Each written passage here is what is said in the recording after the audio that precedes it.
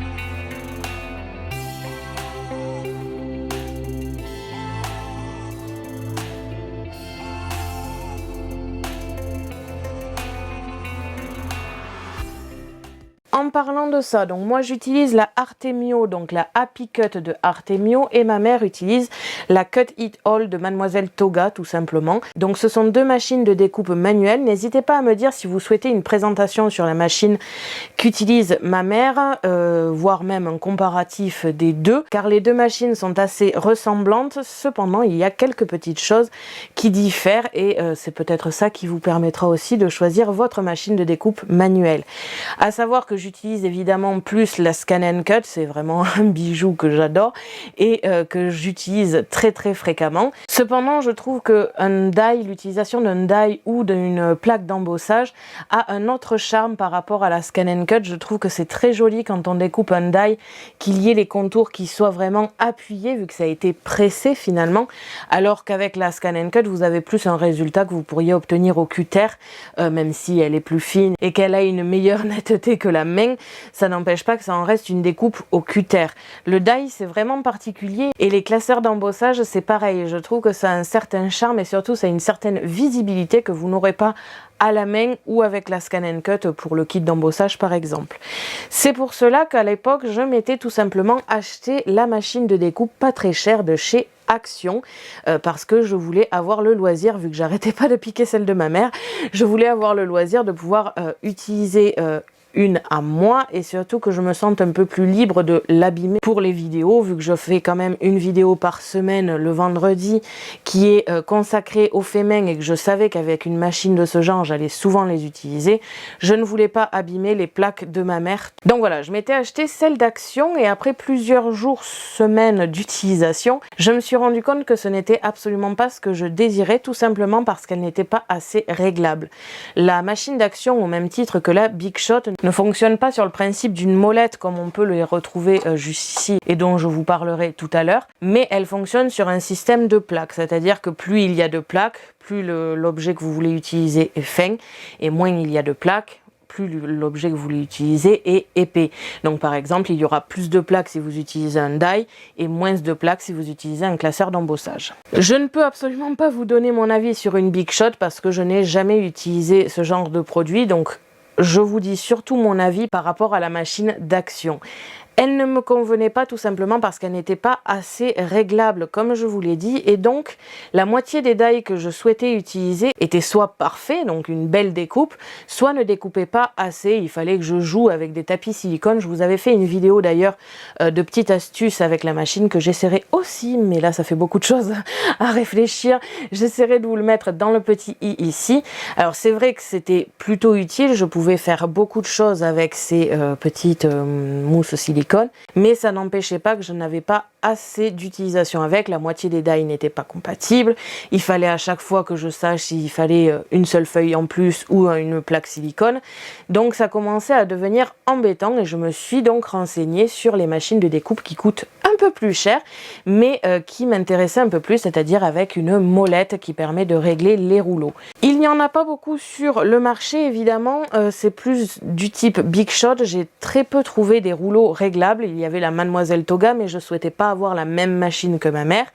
Et celle-ci, à l'époque où j'ai acheté, toujours pareil. En plus de ça, c'est une utilisation un tout petit peu différente de celle de ma mère, mais ça, je vous en parlerai un peu plus si jamais je fais un comparatif. Donc n'hésitez pas à me dire en commentaire si vous souhaitez un comparatif ou que je vous présente tout simplement cette machine, parce que les deux valent le coup. Elles sont effectivement plus chères qu'une machine d'action, mais je trouve que le prix le vaut. J'ai eu la machine d'action, donc je sais ce que ça donnait une machine pas chère, et ce n'était pas mon trip. Mais après, vous pouvez très bien aimer celle d'action si vous avez l'habitude de travailler avec des plaques et pas des rouleaux réglables. Ça ne devrait poser aucun souci. C'est juste que moi, j'ai plus utilisé celle de ma mère et je me suis rendu compte que les rouleaux réglables, c'était vraiment magique.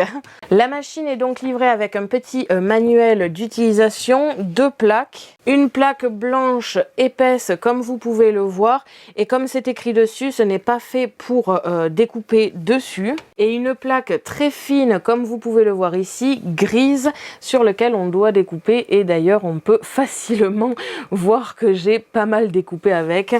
Pour l'instant, je n'ai pas besoin de la changer, je pense que ça va venir. J'ai trouvé certains sites qui les revendent, mais voilà, c'est quand même assez solide parce que depuis le temps que je l'ai, je n'ai jamais eu à les changer. Ensuite, nous avons bien évidemment la machine. Alors ne vous inquiétez pas, il y a de fortes chances que ce soit comme moi et que la manivelle qui se trouve de ce côté et qui n'y est pas soit dans une des boîtes de rangement. Donc quand vous ouvrez la machine ici, vous avez des petites manettes. Et cela permet, comme vous pouvez le voir, de tout simplement ouvrir le compartiment, et il y en a 2 forcément, un de chaque côté. Et c'est là que se trouve tout simplement la manivelle qui permet de tourner les rouleaux et de faire passer les die. Donc moi il me semble bien que lorsque je l'avais acheté, j'avais trouvé dans une des boîtes de rangement la manivelle. Donc vous inquiétez pas si vous ne la trouvez pas dans le carton, elle se trouve tout simplement dans la machine. C'est très très simple, vous avez juste ici un petit bouton à tirer. En fait vous tirez dessus, alors je suis pas sûre d'y arriver dans ce sens là, mais voilà, vous tirez dessus tout simplement, ça va vous permettre de l'enclencher dans la partie fait pour, c'est-à-dire le côté où il n'y a pas de manivelle. Vous relâchez et la manivelle fonctionne. Petit défaut déjà après plusieurs utilisations et plusieurs mois d'utilisation du coup, je trouve que quand on tourne la manivelle et plus on va forcer pour tourner, vu que plus c'est épais, plus on va avoir des chances de forcer un petit peu, et plus ça a tendance à un peu salir les contours. Vous avez des sortes de petits fragments de plastique. Ce n'est pas très gênant, c'est juste que c'est un petit peu sale et j'aime bien quand c'est propre, surtout quand c'est une machine neuve. Donc au début je me suis un peu inquiétée, puis après plusieurs mois, non, ça ne change absolument rien à l'utilisation, c'est juste que ça salit un peu la machine. C'est un peu gênant au niveau de l'esthétique, mais sinon ce n'est pas gênant dans l'utilisation. Donc comme je vous l'ai dit tout à l'heure, ce sont des machines avec des rouleaux réglables, ce qui fait que si je change ne serait-ce qu'un des boutons juste ici, je vais changer la hauteur des rouleaux, et donc ils vont soit se rapprocher, soit s'éloigner selon l'utilisation que l'on va avoir. Ce que j'aime dans cette machine, c'est qu'il y en a 2 boutons de réglage. Un bouton qui permet de régler en précision l'espacement des rouleaux. Donc vous allez tout simplement aller de -5 d'un côté à 5 d'un autre côté. Vous appuyez dessus et vous tournez. Si vous regardez à ce moment-là les rouleaux, vous allez les voir se rapprocher ou s'éloigner. Alors forcément, ça ne va pas s'éloigner ou se rapprocher de 2 mètres. Hein. Ça va se jouer à quelques millimètres, voire maximum centimètres, 1 centimètre peut-être. Mais ça ne va pas aller plus loin.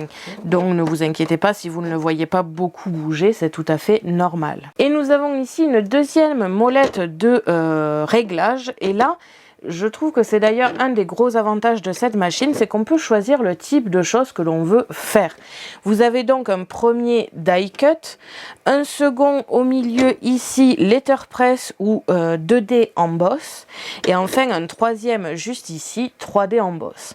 Ce que j'aime, c'est que forcément c'est toutes les utilisations que j'ai de cette machine. Donc on a les die cut, c'est tout simplement les dies qu'on a l'habitude d'acheter, des petites plaques de fer avec un côté un petit peu tranchant qui va permettre de découper le papier. Letterpress, pour être honnête, je n'ai jamais utilisé à l'heure actuelle, donc je ne sais pas trop ce que c'est et je ne préfère pas vous dire de bêtises. Cependant, le 2D emboss, qui est donc au centre, toujours pareil, lui c'est tout simplement les classeurs de gaufrage traditionnels que vous avez, c'est-à-dire les classeurs qui se plient en deux, qui sont grisés avec le motif, bref, un classeur de gaufrage normal. Et enfin le troisième, le 3D emboss, c'est les classeurs de gaufrage plus épais. Par exemple, ceux d'Action sont représentés en vert clair et ils font un embossage qui est beaucoup plus puissant, on va dire, que le 2D emboss. Quand vous allez toucher ces manettes, c'est exactement la même chose. Vous allez aussi régler la distance des rouleaux, mais ceux-ci vont à peu près se régler correctement, c'est-à-dire que forcément un die cut sera beaucoup moins épaisse qu'un 3D emboss. Donc en réglant ça, vous avez déjà les rouleaux qui se pré-règlent pour ce genre d'utilisation. Donc ça, c'est plutôt pas mal. Jusqu'à maintenant, de toute mon utilisation, franchement, je n'ai jamais eu de soucis. J'ai toujours choisi les 3 qui concernaient ce que je voulais en faire. À part régler un petit peu ici parce que certaines dies sont plus fins, ceux d'Action par exemple sont assez fins alors que ceux de marque sont plus robustes et donc plus épais. Donc forcément on va jouer un petit peu sur la molette de précision, je vais l'appeler comme ça. Mais au niveau d'ici des pré-réglages, les 3D emboss ça fonctionnait, les 2D emboss aussi et les die cut aussi. Je suis vraiment très contente de cette molette parce qu'elle fonctionne très très bien et ça permet franchement de pas trop se prendre la tête. Pour le coup, c'est très peu souvent que je change la molette de précision, alors comme je vous l'ai dit, surtout pour les dies, mais pour tout ce qui est 2D emboss ou 3D emboss, la plupart du temps je laisse sur 0. Après, comme je vous l'ai dit, il suffit de régler un petit peu la molette de précision. Si par exemple vous avez tendance à avoir une plaque d'embossage un peu fine et que sur 0 ça ne le marque pas bien, il vous suffit tout simplement d'appuyer et d'aller du 0 au moins 5. Je vous conseille de ne pas y aller directement au moins 5. Faites moins 1, vous voyez, moins 2 et ainsi de suite. Ce qui est pas mal, c'est qu'à l'intérieur du livre, vous avez donc tout qui est bien expliqué et je ne sais pas si vous allez pouvoir le voir, mais ici dans le matrice de découpe, je me suis tout simplement marqué Action moins 5 parce qu'en règle générale, j'ai un moins 5 pour les dies d'Action et ça, le Action moins 5, c'est pour l'embossage, c'est-à-dire les dies qui font embossage en même temps, c'est-à-dire qu'il va vous falloir comme ici, une petite plaque de mousse silicone, je dirais, qui vous permet d'appuyer et de ne pas découper, mais simplement marquer l'embossage. Pour tout ce qui est die cut normal, comme vous pouvez le voir, j'ai testé plusieurs types, plusieurs marques, et la plupart restent à 0. En ce qui concerne les modifications que j'ai marquées aussi, pour les 3D embossage, donc les gros classeurs de gaufrage pour la 3D, là il s'agit tout simplement de ne pas mettre de cutting mat. Donc dans ce que j'ai marqué, je ne mets tout simplement pas cette plaque là, je mets ma feuille avec mon classeur de gaufrage et je passe directement ça dedans parce que apparemment c'est ce qui a marqué le mieux. Mais après, encore une fois, ne faites pas tout simplement ce que j'ai marqué, faites vos propres tests par rapport à vos dies, à vos classeurs de gaufrage et vous êtes toujours à attendre dans chaque spécification de vous marquer un petit rappel. Toujours pareil, je l'ai regardé au début et depuis ça fait bien un petit moment que je n'ai plus utilisé ce manuel. Encore une une fois, les 3D embossage par exemple, je ne les utilise pas tous les jours.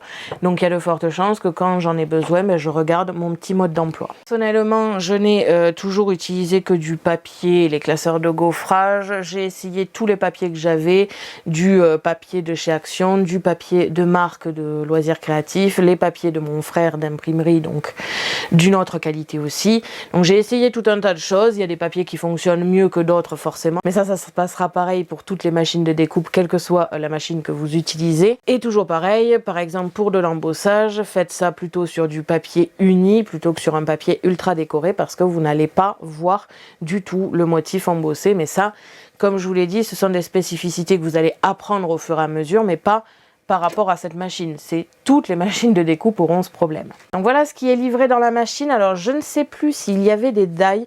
Je sais que j'avais acheté cette machine sur La Fourmi Créative et vu le prix, j'avais eu en cadeau des die. Mais je ne suis pas sûre que dans le carton de la machine, il y avait des die. Donc ça, n'hésitez pas à regarder sur le site où vous allez l'acheter. Vous aurez forcément marqué le contenu du colis et ça vous permettra de savoir. Encore une fois, c'est pas avec un die que vous allez faire toutes vos cartes. Donc dans tous les cas, quand vous achetez ce genre de machine, il faut vous dire qu'il y aura un budget die et un classeur d'embossage avec. Nous, de notre côté, Action nous a grandement aidés parce qu'ils ne sont pas chers. La plupart sont de très bonne qualité. On a rarement eu des die qui ne fonctionnaient pas. Il y en a eu un ou deux peut-être en tout, mais c'est vraiment rien de bien grave. On a eu beaucoup plus de problèmes, par exemple, pour tous les die de chez Noz. Il y en a pratiquement aucun qui a fonctionné. Sur tous les réglages qu'on mettait, on avait beau presque découper le papier rien qu'avec le contour du die, que le die ne marchait pas au centre, c'était souvent pas du tout découpé. Donc voilà, après ça va vraiment dépendre de ce que vous voulez, mais il faut savoir qu'il y a quand même un budget derrière cette machine en plus du prix de la machine. Donc voilà, je vais essayer tout simplement de vous ouvrir la machine. Donc c'est très simple. Personnellement, je la tiens toujours dans ce sens-là, avec le Artemio de mon côté, parce que la manivelle est à droite et que comme j'ai plus de force à droite, j'ai plus de facilité à passer dans les rouleaux avec le côté droit. Cependant, si vous êtes gaucher et si vous avez plus de facilité avec la main gauche, vous pouvez très bien tourner la machine, il n'y a aucun souci. Pour l'ouvrir, c'est très simple, vous tirez un petit peu sur le tiroir, il va se descendre et vous le clipsez en appuyant vers l'intérieur. À partir de là, vous pouvez tout de même ouvrir les petits compartiments comme ici. Ce n'est absolument pas bloqué. Vous ne devez pas être en mode tiré pour ouvrir les rangements. Ce n'est pas du tout obligatoire. Donc, vous ouvrez, vous appuyez comme ici et vous faites la même chose derrière. Et donc là, on a la machine qui est prête et installée.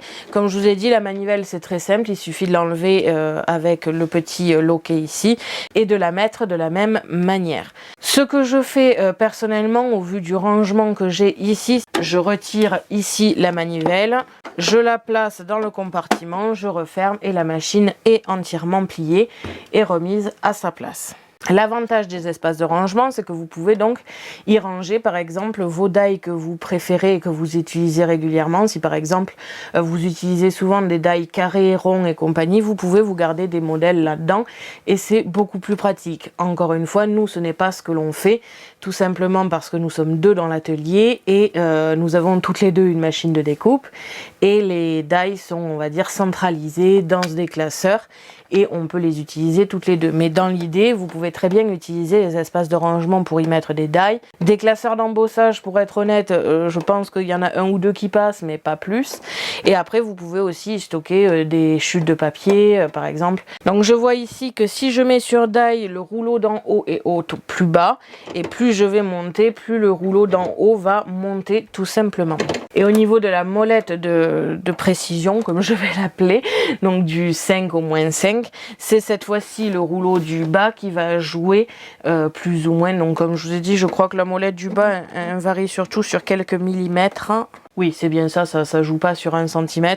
Celle d'en haut, par contre, joue, je pense, sur 1 cm à force. Donc voilà un petit peu le tour de la machine. C'est tout ce qu'il y a à dire parce que, tout simplement, après ça reste des die, ça reste des casseurs de gaufrage, donc ce n'est pas quelque chose qui est très difficile. Il n'y a pas de programme associé comme la Scan & Cut, il n'y a pas tout ça. C'est vraiment très simple d'utilisation. Vous choisissez avec la première molette, vous choisissez avec la seconde molette. Après, toujours pareil, ça va surtout dépendre des tests que vous allez faire. Je vous conseille de toujours démarrer sur 0 en sélectionnant le type de technique que vous voulez utiliser. Et après, vous réglez. Il vous suffit tout simplement de faire glisser le die sur la découpe. Et au moment où ça sera bien positionné, vous allez sentir un tout petit cran parce qu'il s'enfonce un peu. À partir de là, vous faites vos réglages et c'est reparti. Et si vraiment vous avez peur de décaler, commencez avec la machine. Vous prenez des papiers test, pas des papiers très jolis, des papiers que vous gardez vraiment pour le test. Vous faites vos tests avec des die que vous utilisez ou des gammes de die que vous utilisez. Par exemple, une fois que j'ai eu testé 1 ou 2 die de chez Action, j'ai compris de suite que tous les die seraient comme ça. Pareil pour ceux de marque, ils ont en principe toujours la même épaisseur, le même style de matériaux, donc ça devrait le faire facilement. Vous prenez une feuille de test, vous prenez un die de chaque marque ou ce genre de choses et vous testez. S'il y a besoin des ajustements, n'hésitez pas à vous les marquer dans votre mode d'emploi, au moins dans les premiers temps, parce qu'une fois que vous allez l'utiliser assez souvent, ça va devenir une habitude tout simplement. Donc voilà, au niveau de cette machine, il n'y a pas grand chose à dire de plus sur le fonctionnement parce qu'elle est très simple.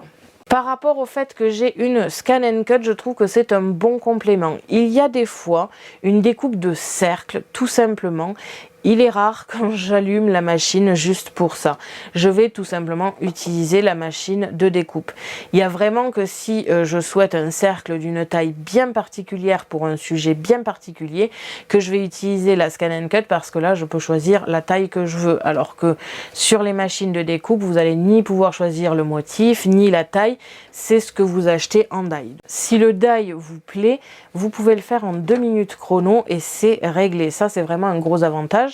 Et comme je vous l'ai dit, moi qui ai une Scan & Cut et qui utilise plus souvent la Scan & Cut, je trouve que la machine de découpe manuelle reste un bon complément. Ça permet de faire des choses différentes, d'avoir un style différent parce que comme je vous l'ai dit et comme on le verra juste après, ça a quand même un physique et un charme différent le die par rapport à la découpe Scan & Cut que j'aime énormément. Et voilà, ça fait beaucoup de blabla à prendre d'un coup. Mais voilà, c'est très simple d'utilisation et ça a son charme. Donc si vous avez une Scan & Cut, c'est un bon complément. Si vous n'en avez pas, c'est un très bel outil. Ma mère a tout simplement sa machine de découpe à elle et elle en est très satisfaite. Elle fait toutes ses cartes avec et elle aura un autre style que ce que j'ai moi avec la Scan & Cut. En termes de défauts, comme je vous l'ai dit, la manivelle ici a tendance à faire un petit peu de poudre à force de l'utiliser et de la tourner. Je pensais que c'était les premières fois le temps que ça se fasse, mais non, même encore aujourd'hui, alors que je l'utilise quand même assez souvent, ça continue à le faire, donc je la nettoie de temps en temps. Mais voilà, il y a ce petit défaut ici. Le second défaut, c'est le tapis de découpe qu'on a juste ici. Alors encore une fois, je suis habituée à celle de ma mère, c'est-à-dire qu'elle a 2 plaques. Une à peu près aussi épaisse que celle-ci et une à peine un peu plus fine mais en verre. Donc ce sont 2 plaques bien solides et surtout qui s'abîment très peu. Alors quand je dis s'abîmer, les marques sur le tapis, ça sera toujours le cas. Hein. Comme je l'ai expliqué à plusieurs reprises pour la Scan & Cut, c'est exactement la même chose ici et encore plus vrai étant donné que c'est une machine qui va presser le die. Vous aurez toujours une marque parce que ça traverse le papier et si ça traverse le papier, ça veut dire que c'est bien découpé et si ça traverse le papier, ça veut dire que forcément ça dépasse du papier. Donc vous aurez forcément ce genre de marque sur vos plaques. Quelle que soit la plaque, quelle que soit la plaque qui sera utilisée pour découper aura toujours ce genre de marque. Donc ne commencez pas à paniquer si vous voyez ce genre de marque, c'est totalement normal. Quand je dis que la machine de ma mère a une vitre qui s'abîme moins vite, c'est surtout parce qu'elle est donc moins fine que ça. Elle est donc plus épaisse, ça paraît logique. Et je ne sais pas si vous pourrez le voir, mais du coup, à la première découpe, nous avons une plaque qui s'arrondit, qui prend une forme très particulière. Et ça en devient gênant à l'utilisation, et ça c'est quelque chose que je trouve pas génial sur cette machine de découpe. C'est vraiment l'un des seuls défauts que j'y trouve, parce que par contre tout le reste elle est géniale, les espaces de rangement, il y en a très peu qui les ont, et c'est vraiment un énorme avantage. On peut y ranger plein de choses à l'intérieur, on peut y ranger la manivelle à l'intérieur, donc l'espace de rangement ensuite est beaucoup plus facile à trouver. Elle est un peu lourde, mais moins que celle de ma mère. C'est un défaut et c'est un avantage. C'est un avantage parce que quand j'ai besoin de le changer de son emplacement où je le range à ici, c'est moins lourd, je peux la déplacer plus facilement. Ce qui est par contre un petit inconvénient, c'est que lorsque j'ai les deux plaques et mon papier et mon die à l'intérieur et que je dois forcer pour faire tourner la manivelle, la machine a tendance à bouger. Personnellement, j'ai pris l'habitude de la tenir. C'est à peine un peu gênant à l'utilisation, mais vraiment pas de quoi le regretter. Donc ça, là-dessus, il y a vraiment pas de défaut, à part cette poignée qui s'abîme un peu.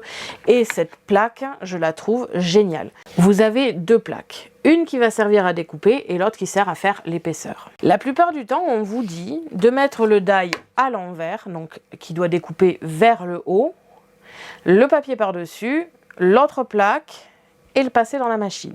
Si vous faites ça, le problème c'est qu'on ne peut pas bien choisir où mettre son die, et quelquefois vous allez le vouloir à un certain endroit parce que le papier est comme ci ou comme ça, et que vous allez vouloir justement bénéficier de ce petit effet sur le papier par exemple. Donc de faire comme ça, je trouve pas ça du tout génial. On ne voit pas où on découpe, on ne sait pas si le die a bougé par exemple. Quand vous allez poser votre die puis votre feuille, est-ce que le die n'a pas bougé? On ne sait pas. Donc ça c'est vraiment gênant. Ce qu'il faudrait faire pour faire cette solution là, c'est de prendre votre die, de le positionner sur le papier et de le faire avec du masking tape. Le problème c'est que ça consomme beaucoup de masking tape à force. Et j'en ai un peu marre d'utiliser du masking tape pour tout, donc je ne fais pas du tout comme ça. Ce que je fais, c'est que je prends ma plaque où je découpe, je mets mon papier dessus, je positionne mon die là où je le souhaite, vraiment en visuel, je le vois, avec la découpe vers la plaque, hein, toujours pareil, pas vers le haut cette fois-ci, vers ici, vers le papier, et je positionne ma plaque épaisse dessus. Et ensuite, je mets ça dans la machine. Alors là, vous n'allez pas forcément pouvoir le voir, si, un petit peu. Mais du coup, le fait qu'elle ne soit pas plate a tendance à un petit peu se courber en dessous. Ce qui peut devenir gênant parce que quand j'utilise la machine, je suis souvent comme ça. Je prépare tout mon truc, je prends la totalité de mes éléments et je le passe dans la machine. Sauf qu'entre le moment où je l'ai sur la table et le moment où je le mets dans la machine, il y a des fois tendance où ça bouge et où le die s'est déplacé et donc se met en dehors du papier. Alors, c'est pas très gênant, hein. Vous allez avoir une découpe qui est mal faite, vous recommencez à côté, mais le problème c'est que ça gâche du papier et ça c'est vraiment un gros souci. Et c'est vrai que le seul défaut qui est gênant vraiment à l'utilisation, on va dire de tous les jours, c'est cette plaque ici. Sinon, à part ça, si vous prenez le coup, alors moi personnellement je fais ça, je mets mon papier, je reviens ici, si j'ai entendu que ça bougeait, si j'ai entendu le moindre bruit un peu suspect, je relève un petit peu cette plaque ici, je regarde si le die est toujours dans le papier et je passe. Donc voilà, on va pouvoir passer au test. Je vais aller chercher un ou deux die, des papiers et un ou deux classeurs de gaufrage. Après, je n'ai pas besoin de la présenter plus que ça parce que, comme je vous l'ai dit, elle est vraiment très simple d'utilisation. Donc ça va dépendre de vos die, de vos classeurs. Et après, tout va rouler, tout simplement.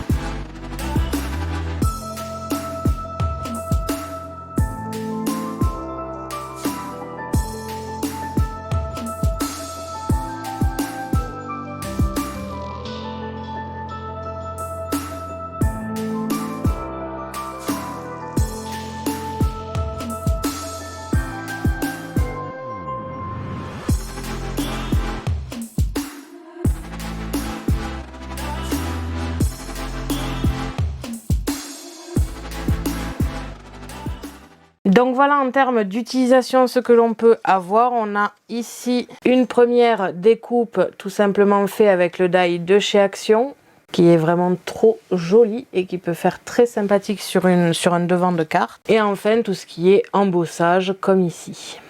Comme je vous l'ai dit, je ne m'y connais pas, donc je ne l'ai jamais essayé. C'est tout simplement le letterpress, donc je ne vais pas vous le montrer aujourd'hui et pas dans les prochaines semaines. Tout simplement parce que je ne sais pas ce que c'est au niveau de l'utilisation et tout. Je ne sais pas comment ça fonctionne, je ne veux pas vous dire de bêtises. Donc je préfère m'en tenir à ce que je sais, ce que je connais, c'est-à-dire les die et les classeurs de gaufrage. Et une fois terminé, c'est très simple. On retire la manivelle comme je vous l'ai dit. On ouvre le petit compartiment. On le positionne dedans, on tire, on rabat et la machine, elle est prête à être rangée. N'oubliez pas de me dire en commentaire si vous désirez une présentation de la machine de ma mère, donc la Mademoiselle Toga, ou un comparatif, ou les deux même. Je serais ravie de vous les faire parce que ce sont vraiment des machines qui méritent d'être connues et qui méritent qu'on les voit un peu plus. Donc voilà, cette présentation est maintenant terminée et j'espère qu'elle vous aura plu. Merci à tous d'avoir regardé ma vidéo. N'hésitez pas à me poser des questions ainsi qu'à me dire en commentaire ce que vous avez pensé de cette présentation. Je vous invite à me suivre sur mon blog ainsi que mes réseaux sociaux que vous pouvez retrouver dans la description de la vidéo. À la prochaine pour de nouvelles créations.